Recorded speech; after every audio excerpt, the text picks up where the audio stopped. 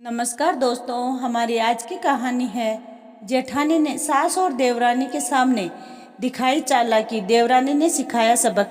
कहानी पसंद आए तो चैनल को सब्सक्राइब जरूर करें। मम्मी जी खाना लगा दूँ? नहीं, रहने दो, मैं बाद में खुद ले लूँगी। मम्मी जी मैं दे देती हूँ। कहा ना, मैं बाद में खा लूँगी। निशा की शादी को 4 महीने ही हुए थे। उसके ससुराल में सास, ससुर, जेठ, जेठानी और पति नीरज थे। सभी बहुत अच्छे और सुलझे हुए थे। सास कृष्णा जी दोनों बहुओं को बहुत प्यार और अपनापन देती। उसने भी अपने स्वभाव से सबके मन में जगह बना ली थी। ऐसा प्यारा ससुराल पाकर निशा खुद को किस्मत वाला समझती थी। शादी के बाद निशा पहली बार कुछ दिनों के लिए अपने मायके रहने गई थी, लेकिन जब से वो वापस आई तो उसे कृष्णा जी का व्यवहार अपने लिए बदला सा लगा। कृष्णा जी जहाँ हर काम उसे प्यार से समझाती, अब बात करने के लिए तैयार भी नहीं थी और कभी कभी बिना गलती के उसे झिड़क देती। मम्मी जी मुझसे नाराज लग रही हैं। जब से आई हूँ वो मुझसे ठीक से बात नहीं कर रही। रात को अपने कमरे में निशा ने पति समीर से कहा, तुम यहाँ थी ही नहीं तो नाराज कैसे होगी? ये तुम्हारा वहम है। शायद अपने मन का वहम समझकर निशा ने बात को दिल से निकाल दिया। मम्मी जी, आपको अपने भतीजे की शादी में जाने के लिए साड़ी खरीदने जाना था। चलिए आज चलते हैं। कुछ दिन बाद निशा बोली, रहने दो बहू, मैं बड़ी बहू के साथ चली जाऊंगी। लेकिन मम्मी जी, आपने मुझसे बहुत पहले बोला था कि तुम्हारी पसंद अच्छी है तो तुम मेरे साथ साड़ी खरीदने चलना। कहा होगा, लेकिन अब मैं खुद ले आऊंगी। अब तो निशा को पूरा विश्वास हो गया कि सासू माँ उससे नाराज है, लेकिन उसे समझ नहीं आ रहा था कि उसने ऐसा क्या किया जिससे मम्मी जी इतनी नाराज है। मम्मी जी मुझसे पता नहीं क्यों नाराज है, समझ नहीं आ रहा, क्या करूं? निशा फोन पर अपनी मम्मी से बोली, इसमें इतना परेशान होने की क्या बात है? सीधे सीधे समधन जी से बात करके उनकी नाराजगी का कारण पूछ लो, सरलता से शीला जी बोली। पर मम्मी वो और नाराज हो गई तो? बेटा, मन में बात रखने से गलतफहमियां बढ़ती है। बात करोगी तो उनकी नाराजगी का पता चलेगा। अबोल समस्या को हल नहीं करता बल्कि बढ़ावा देता है और धीरे धीरे छोटी छोटी गलतफहमियां घर टूटने का कारण बन जाती है। उनसे बात करके उनकी नाराजगी दूर करने की कोशिश करो। ठीक है मम्मी, मैं कोशिश करती हूँ। एक दिन घर पर निशा और कृष्णा जी अकेले थे। निशा चाय बनाकर कृष्णा जी के कमरे में गई। मम्मी जी, आप मेरी किस बात से नाराज हो? बहू, ये तो तुम अच्छे से जानती हो। तुमने बड़ी बहू को बोला कि मुझे तुम्हारा हंसना बोलना पसंद नहीं। मैं घर में अपने अलग ही नियम कानून चलाती हूँ।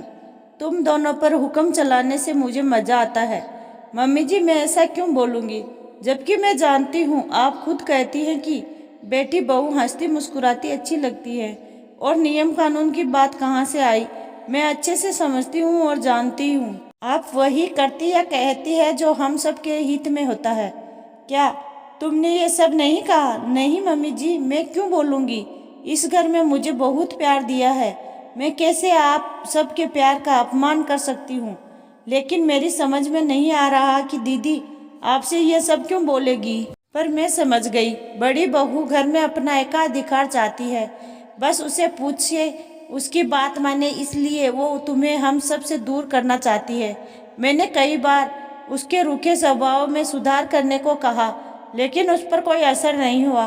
तुम्हारे हंसमुख और मिलनसार स्वभाव से शायद उसे जलन होने लगी थी, इसलिए उसने मुझसे तुम्हारे बारे में उल्टा सीधा बोला।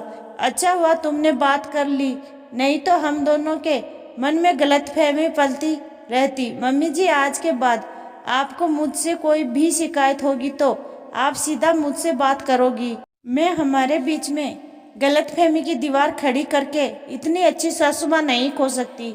निशा कृष्णा जी के गले लगते हुए बोली। निशा, क्या बना रही हो? शाम को किचन में आकर जेठानी बोली, दीदी मम्मी जी की पसंदीदा भरवा बैंगन बना रही हूँ। वो तुमसे मुंह फुलाकर बैठी है, फिर तुम क्यों उनका इतना ध्यान रख रही हो? वैसे भी सास को कितना भी खुश करने की कोशिश करो, वो कभी खुश नहीं होती। बस दीदी बहुत हुआ।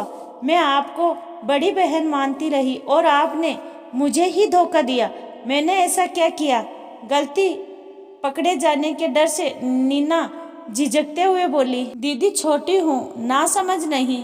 आपने ही मम्मी जी के दिल में मेरे लिए गलत बातें डाली। अच्छा हुआ जो मैंने सीधे मम्मी जी से बात कर ली, नहीं तो आप न जाने क्या क्या करती। निशा, घर में सब तुम्हें मुझसे ज़्यादा पसंद करने लगे थे।